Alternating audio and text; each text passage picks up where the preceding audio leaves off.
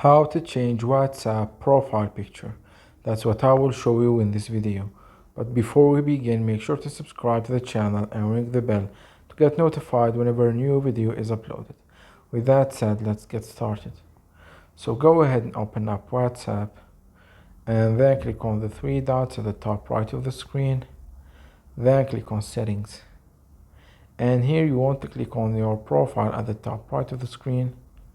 And as you can see at the bottom right of the profile picture, there's a camera icon. Click on it and it will give you the option to change the profile photo, whether using a camera or gallery.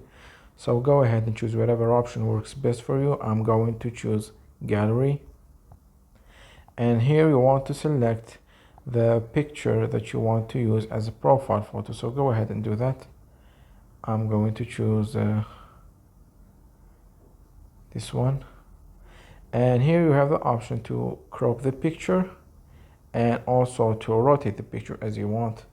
Once you have done with the editing, click done at the bottom right of the screen, and as you can see, your profile photo has been updated.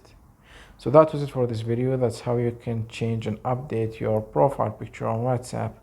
If you have any questions, please leave them in the comment section down below. With that said, see you in the next video.